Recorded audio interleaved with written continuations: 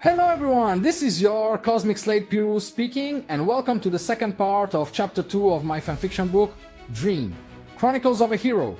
In the first part of this chapter, which I recommend to checking out if you missed it, Slade and Superman, led by Oracle, faced the first obstacles on their path, like Brainiac sentinels, to find the spaceship's other prisoners, and this also led them to face a rather threatening mechanical creature.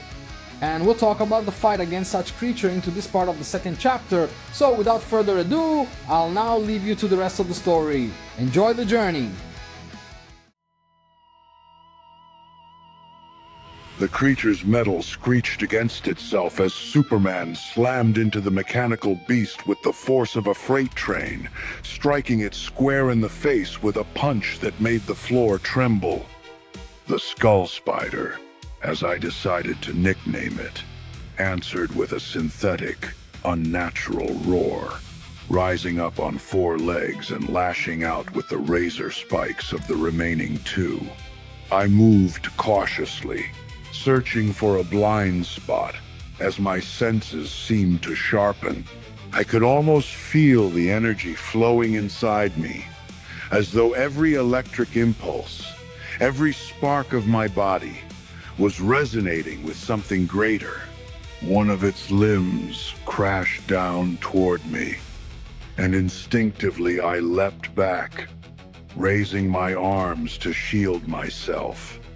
But instead of dodging, to my surprise, I rose. I lifted off the ground. For a long instant, I hung suspended in the air, wrapped in a mystical blue aura.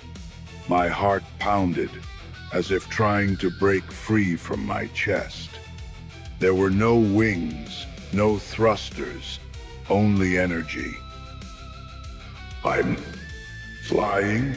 I whispered in disbelief. There was no time to reflect. The Skull Spider locked onto me and, from the largest circle on its forehead, unleashed a beam of energy straight in my direction. I dodged at the last second, hovering clumsily and crashing against the ceiling. Superman was still engaged on the ground, hammering at the beast's armored legs, trying to shatter them through sheer force. Meanwhile, I launched myself into a dive, using the ceiling as a springboard. My legs kicked off with explosive strength, and I felt the energy surge in my chest, rushing through my arms, bursting out of my hands.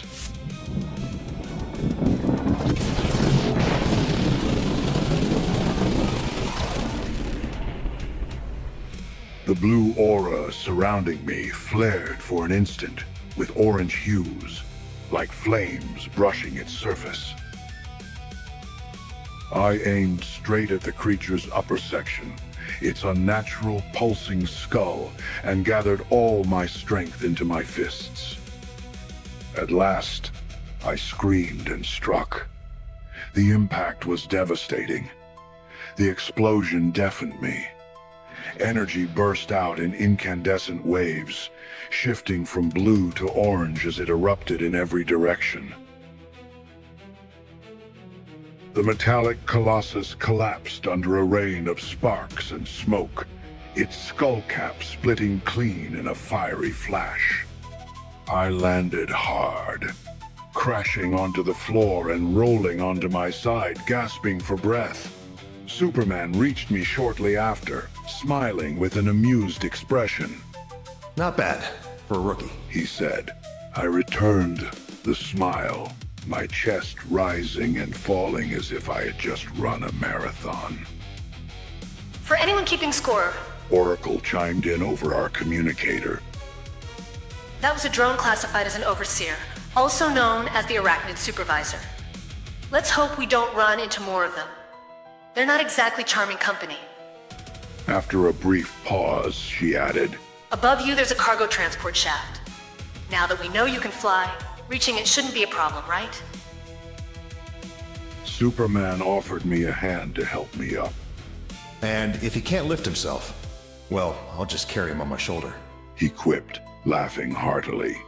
Well, that's a method too. Oracle added, chuckling in turn. After pulling myself back to my feet, I drew a deep breath and took a moment to gather every ounce of energy. Then, gritting my teeth, I slowly lifted off the ground, floating up to the shaft. It wasn't elegant flight, but it was enough to reach the goal. Now I'm really curious to see what else you can do. Oracle commented, her tone almost playful. I allowed myself a faint smile, unaware that she would find out sooner than she thought.